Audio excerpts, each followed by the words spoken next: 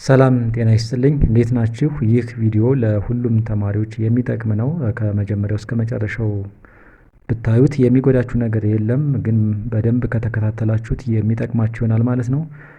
በዚህ ቪዲዮ የማጋራችሁ ውጤታችን መቀየር የምንችልበትን ሪል የሆነ ኤክስፔሪየንስ የማጋራችሁ ይሆናል ማለት ነው። እንዴት ነው ሰክሰስፉል የምትሆኑት ከመጀመሪያው ጀምሮ ማለት ነው። ስለዚህ ጥሩ ውጤት ለማምጣት ከክላስ ጀምሮ እስከ ፋይናል ኤግዛም ያለውን ጊዜ ያካትታል። በዛ ጊዜ ውስጥ አንድ ተማሪ ምን ማድረግ አለበት የሚለውን እናያለን።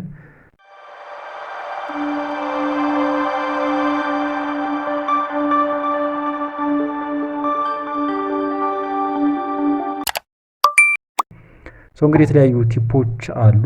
የመጀመሪያው ቲፕ እንግዲህ በውጤታማ የምንሆንበት የመጀመሪያው እና ትልቁ ነገር ክላስ ያለመቅጣት ወይም ደግሞ ኔቨር ሚስ የክላስ ነው። ክላስ ባለመቅጣት ውስጥ በጣም ብዙ የምናገኛቸው ነገሮች አሉ። ምንም ቢሆን እናንተን ሊያስተምራችሁ የገባው መምህር ከእናንተ ቀድሞ ፖርሽኖችን አይቶ ተዘጋጅቶ የተለያዩ ሪፈረንሶችን አንብቦ ነው የሚመጣው እና ኮር ኮንሴፕት ይዞላችሁ ይመጣል። ስለዚህ እሱን ኮር ኮንሴፕት ቢያንስ በትንሹ መከታተል መቻል አለብን።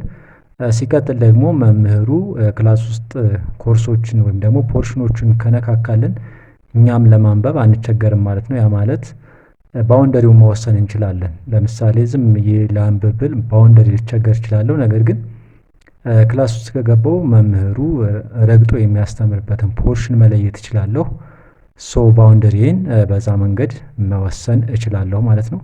ከዚህ በተጨማሪ ደግሞ ፈተና የሚወጣበትንም ለመለየት ወይም ደግሞ ለመገመት አያዳግተኝም ማለት ነው። ያ ማለት መምህሩ በደንብ ፎከስ አድርጎ የሚያስተምርበት ፓርት ኦራል የሚናገራቸው ኮንሴፕቶች ሊኖሩ ይችላሉ ፈተና ላይ ሊወጡ የሚችሉ። ስለዚህ እነሱንም ካፕቸር ማድረግ እችላለሁ ማለት ነው። ከዚህም አልፎ ተርፎ ደግሞ ክላስ ያለ መቅጣታችን አቴንዳንስ ሙሉ ከሆነ ከመምህራኖቻችን ጋር ያለን ሪሌሽንሽፕ ስሙዝ ይሆናል ማለት ነው። ይሄ ደግሞ ኮርሱን ያለምንም መጨናነቅ ያለምንም ጭቅጭቅ ወይም ደግሞ አታካራ ኮርሱን ምንም አይነት ችግር ሳያጋጥመን መጨረስ እንችላለን። ምክንያቱም ያው አቴንዳንስ በብዙ የትምህርት ተቋማት ላይ ተፈላጊ ነው በካሪኩለም መሰረት ማለት ነው። በአንድ የትምህርት ዘርፍ ወይም ደግሞ አንድ ኮርስ ላይ አንድ ተማሪ መገኘት ያለበት የራሱ የሆነ የጊዜ መጠን አለ። ከሱ ካነሰ ፈተና ማትፈተኑ ልትባሉ ስለምትችሉ ወደ ጭቅጭቅ ውስጥ ወይም ደግሞ ከመምህራን ጋር የመጋጨት ነገር ያጋጥማል። ያ ደግሞ እንዳናነብ እንዳንዘጋጅ የመዘናጋት ነገር ስለሚያመጣ በጣም ወሳኝ ነገር ነው ማለት ነው የክላስ አለመቅጣት። ሁለተኛው ደግሞ የሚሆነው እንግዲህ ማንበብ ነው። ክላስ ሄድን ተከታተልን። ያው እንግዲህ ክላስ ስላችሁ ሙሉ ነው፣ አንድ ኮርስ ብቻ አይደለም ፎከስ አድርጌ የምነግራችሁ። ግን የምንወስዳቸውን ኮርሶች ክላስ ውስጥ እንከታተላለን። ከዛ በተጨማሪ ክላስ ውስጥ የተማርነውን ደግሞ በንባብ መደገፍ መቻል አለብን። የምናነበው ደግሞ ከፈተና ውጭ ሊሆን ይችላል ወይም ደግሞ በፈተና ወቅት ሊሆን ይችላል። ስናነብ ግን ዝም ብለን አሰሱን ገሰሱን ማንበብ ሳይሆን ሰንበዲ ስላነበበ ማንበብ ሳይሆን እኛ ማድረግ ያሉብን ነገሮች አሉ። ከነሱ ውስጥ የመጀመሪያው ምንድነው? የፈተና ፕሮግራም መጠቀም ነው። የፈተና ፕሮግራማችን ከፈተና ወቅት ሊሆን ይችላል ወይም ደግሞ ከፈተና ወቅት ውጭ ሊሆን ይችላል። እናንተ እሱን ፕሮግራም ማውጣት አለባችሁ። በፈተና ወቅት ከሆነም እንግዲህ ኮርሶቹን ፈተናው የሚሰጥበትን ስኬጁል ካያችሁ በኋላ በዛ መሰረት አሬንጅ ማድረግ ትችላላችሁ። ከፈተና ውጭም ከሆነ ደግሞ ከበድ የሚላችሁን ኮርሶች አጋዥ መጽሐፎችን የምታነቡበትን ኮርሶችን ለይታችሁ ጊዜ ሰጣችሁ በዛ መንገድ ፕላን ማውጣት ይጠበቅባችኋል። ስለዚህ ስታነቡ የጥናት ፕሮግራም መጠቀም ይኖራል። ፕሮግራም መቼና የት ማንበብ እንዳለብን መለየት መቻል አለብን። ያ ማለት የጓደኛ ግፊት ሊኖር ይችላል። ለምሳሌ ጓደኛ የሚያነብ ከሆነ ቀን ሙሉ እኔም ቀን ሙሉ ማንበብ አይጠበቅብኝም።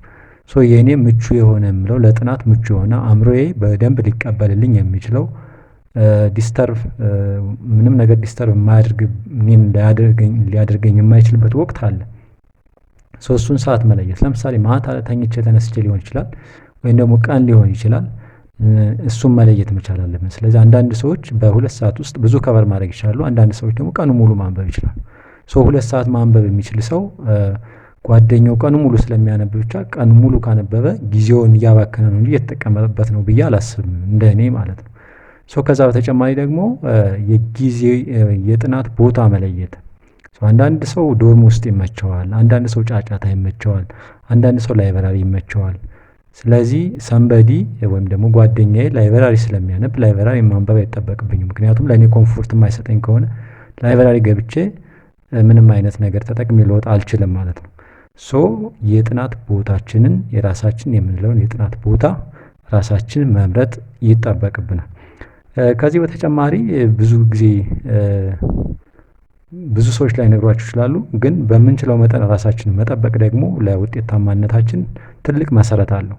ለምሳሌ የግል ንጽህናን መጠበቅ። ምክንያቱም እንደ እኔ የግል ንጽህናን ስጠብቅ የሚሰማኝ ስሜትና እንዲህ ዝርክርክ ስል የሚሰማኝ ስሜት የተለያየ ነው።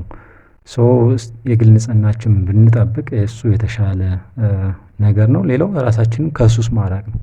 እንግዲህ በግቢ ልትሆኑ ትችላላችሁ፣ የጓደኛ ግፊት ወደ ሱስ ሊወስዳችሁ ይችላል ምናምን።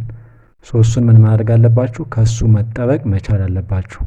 ራሳችሁን ካልጠበቃችሁ መማሩ እንግዲህ መማር ማለት ያው እንግዲህ የባህሪ ለውጥ ማምጣት ነው። የባህሪ ለውጥ ማምጣት ደግሞ ወደ ሱስ መግባት ራስን መጣል አይደለም እና ይሄ በጣም ትልቅ አስተዋጽኦ አለው ማለት ነው። ከዛ በተጨማሪ እንግዲህ ያው ከዚህ በኋላ የሚሆነው የፈተና ወቅት ነው። ፈተና ወቅት ላይ ደግሞ ጭንቀትን ማስወገድ መቻል አለብን። ጭንቀት አሁን ባልኳችሁ መሰረት ከክላስ ጀምሮ እስካሁን ያሉትን ነገሮች ካደረግን ጭንቀት የሚለው ነገር ውስጥም ላንደርስ እንችላለን። ነገር ግን አንዳንዴ ሳንሸፍን እንቀራለን በተለያየ ምክንያት። ቴንሽን ማስወገድ መቻል አለብን። እሱን ለማድረግ እንግዲህ ያው እኛ ጭንቀታችን ወይም ቴንሽን የምናስወግድበት የተለያየ መንገድ ሊኖር ይችላል። ፈተና ሲደርስ ያን ያክል በእርግጥ እንዳልኳችሁ ነው ማንበብ። ሰው ፈተና ሲደርስ ማንበብ የሚወድ አለ፣ ከፈተና በፊት መዘጋጀት የሚወድ አለ። ቅድም ያልኳችሁ የጥናት ቦታና ጊዜውን ከመረጣችሁ እዚህ ቴንሽን ውስጥ የሚባለው ነገር ላደርሱ ትችላላችሁ ማለት ነው። የፈተና ወቅት ራስን አረጋግቶ ተረጋግቶ ፈተና ላይ መቀመጥ ውጤታማ ሊያደርጋችሁ ይችላል ማለት ነው። በዋናነት እንግዲህ 3 ቲፖችን የሰጠኋችሁ ክላስ ያለ መቅጣት፣ ማንበብ እና ራስን መጠበቅ። ራስን መጠበቅ በሚለው ውስጥ እንግዲህ የዘረዘርኳቸው ነገሮች አሉ። ከዛ በተጨማሪ የፈተና ወቅት ቴንሽን ወይም ደግሞ ጭንቀትን ማስወገድ በተለያየ መንገድ ልናስወግድ እንችላለን። ጭንቀት ውስጥ ላለመግባት ደግሞ ምን ማድረግ እንዳለብን እንደነገርኳችሁ ነው። በእርግጠኝነት እነዚህ ነገሮችን ካደረግን ውጤታማ ማንሆንበት ምክንያት የለም። እኔ ይሄን ከላይፍ ኤክስፒሪየንስ ነው ማስረዳችሁ። ለምሳሌ እኔ በግሌ ፐርሰናሊ ነው፣ ለሌላ ሰው ላይሰራ ይችላል። ፈተና ሲደርስ ምንድነው ማድረገው? ማነበው ማታ ላይ ነው። ተኝቼ ተነስቼ አእምሮዬ ፍሪ ስለሚሆን ማታ ላይ አነባለሁ። ሲቀጥል ደግሞ ፈተናን ጠዋት ፈተና ካለኝ ጠዋት ላይ ተነስቼ ፀጉሬን ታጥቤ በደንብ ራሴን ነጻ አድርጌ እገባለሁ። ከገባው በኋላ ደግሞ እዚሁ ልጨምርላችሁ የፈተና ወቅት ላይ ማድረግ ካለባቸዋን ትዝ አለኝ። ምንድነው የማደርገው? ፈተና ላይ ከገባው በኋላ እረጋጋለሁ። ፈተናው ይሰጠኛል። በስርዓት ስሜን ከጻፉ በኋላ ወደ ጥያቄዎቹ ነው የሚሄደው። ኢንስትራክሽን በደንብ አነባለሁ። ከኢንስትራክሽን ካነበባችሁ በኋላ እንደምታደርጉት እንግዲህ ጥያቄዎች ሲወጡ ከባድ፣ ቀላል፣ ሚዲየም ተብለው ነው የሚወጡት። ስለዚህ የምታውቁትን ፈተና ብቻ በደንብ መስራት ትችላላችሁ። ምክንያቱም ከባዱ ላይ የምትጀምሩ ከሆነ ታይማችሁን ከባዱ ጥያቄ ወስድባችኋል። ከዛ የምታውቁትም ሳሰሩ ትወጣላችሁ ማለት ነው። ምክንያቱም ተጽዕኖ ያሳድርባችኋል ባለመስራታችሁ። ያን ያክል ታይም ፈጅታችሁም ደግሞ ላሰሩ ትችላላችሁ። ሌሎቹን ሳሰሩ ተጽዕኖ ያመጣባችኋል አጠቃላይ ውጤታችሁ ላይ። ስለዚህ ምንድነው የምታደርጉት? ቀድማችሁ ቀላል ጥያቄዎችን መስራት። ይሄ እንደውም የረሳሁት ነገር ነው፣ በጣም ወሳኝ ነው። እኔ ምን አደርጋለሁ? እገባለሁ፣ የማውቀውን ቀላሎች ጥያቄዎችን እሰራለሁ። ሌሎችም ጥያቄ ምልክት አድርጌ አልፋለሁ። መጨረሻ ታይም ካለኝ በዛ ታይም ውስጥ ምን አደርጋለሁ? ጥያቄውን እሞክራለሁ ማለት እስከምችለው ድረስ እሞክራለሁ። ከዛ በኋላ በነፃነት ከፈተና ቦታ እወጣለሁ ማለት ነው። በዛ መሰረት እናንተ አሁን ባልኳችሁ መሰረት ከመጀመሪያው ከክላስ ጀምሮ እስከ ፈተና ወቅት ያለውን ነገር በዚህ መንገድ የምትጠቀሙ ከሆነ በጣም ሰክሰስፉል እንደምትሆኑ አልጠራጠርም። እንግዲህ ሌላ ቲፖች፣ አዳዲስ ቲፖች ካሉ እነሱንም የምነግራችሁ ይሆናል። ለዛሬው ግን እዚህ ጋር ይበቃኛል። ይችን ከተገበራችሁ ብዙ ነገር ማብዛት የማይጠበቅም ምክንያቱም አብዛኛው የሚታወቅ ነው። ነገር ግን ፕሮፐርሊ እንደዚህ የምንጠቀም ከሆነ ውጤታማ ማንሆንበት ምንም አይነት ምክንያት የለም። ሶ ለዛሬው እዚህ ላይ በቀናን መልካም ጊዜ ሆነላችሁ። ይመቻችሁ።